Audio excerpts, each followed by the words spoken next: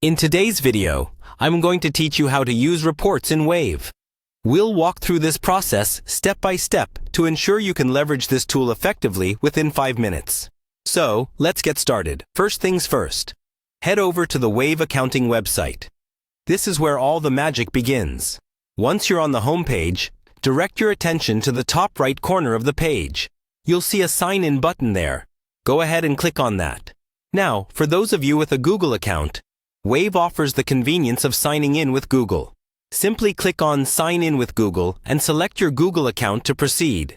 If you don't have a Google account, you can log in using your existing Wave credentials or create a new account if you're new to Wave. Once you're logged in, it's time to dive into the reports. From the main dashboard, locate the Reports section. This section is your gateway to a wealth of financial insights, allowing you to keep tabs on your business performance. Now, you're going to see a list of various report types you can choose from. Each link corresponds to a specific report that Wave can generate for you. For this example, let's focus on the Profit and Loss report. This is a great report to get a quick overview of your business's financial health.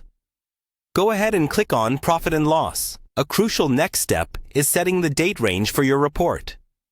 This defines the period you're analyzing, so ensure it aligns with your reporting needs. Select your desired start and end dates to get an accurate snapshot of your finances during that period. Now for the report type. Wave offers different formats for its reports, so choose the one that best suits your needs. Whether you prefer a summary for a quick glance or a detailed report for in-depth analysis, Wave has you covered. After selecting the date range and report type, you need to click on Update Report. This button will refresh your data based on the criteria you've selected, providing you with the most current and relevant information. Lastly, Wave allows you to switch seamlessly between summary and details views. This flexibility lets you toggle between a quick overview and a more granular look at your numbers, depending on what you need at the moment. And there you have it. A quick yet comprehensive guide on using reports in Wave.